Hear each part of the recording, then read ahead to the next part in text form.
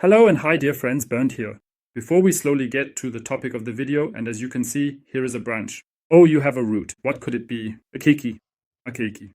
What's going on here? Here on the Phalaenopsis pulchra, by the way, I've shown you this before. So you must have been following the channel for a while if you know this or want to know it. Here is a Phalaenopsis pulchra that has produced a baby plant.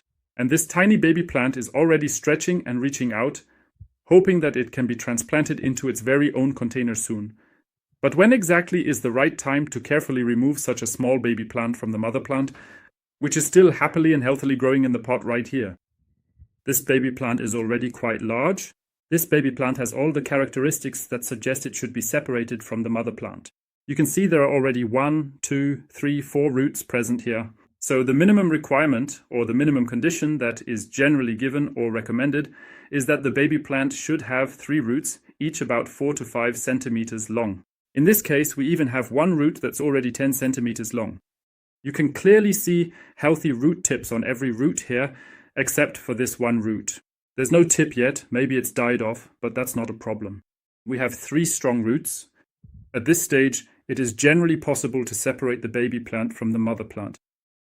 Of course, you could also simply take the baby plant and place it in a pot next to the mother plant, and then, once it has properly rooted, cut the umbilical cord, which in this case is symbolized by the flower stem. And then you can turn 1 plant into 2 plants. So, when is the wrong time to remove a baby plant? And of course, I have an example for that as well, which we can see down here.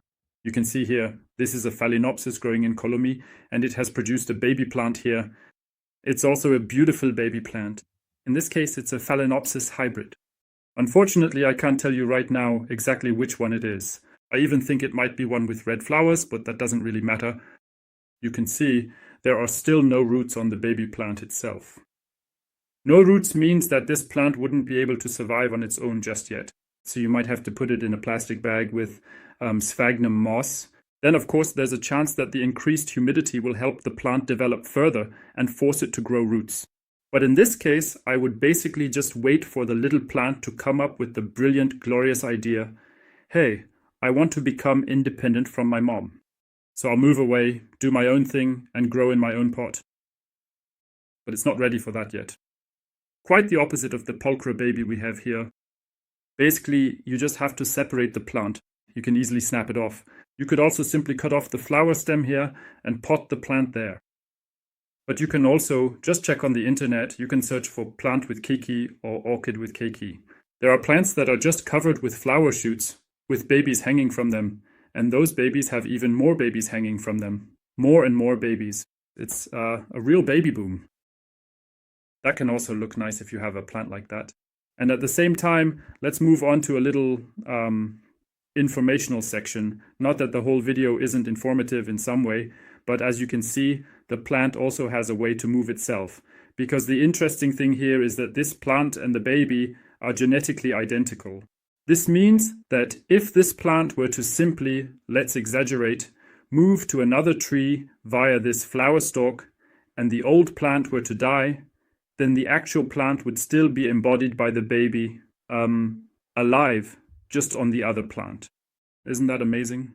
That's how orchids spread and reproduce when the conditions are right. If you have any more questions about Phalaenopsis, plantlets, keikis, when to separate them, how to produce them, anything at all, feel free to write them here in the baby box or comment box. Give it a thumbs up. See you in the next Phalaenopsis video. I'm always curious to see if the plantlet might be blooming by then, but it'll still take a little while, I'd say. Until then, and goodbye.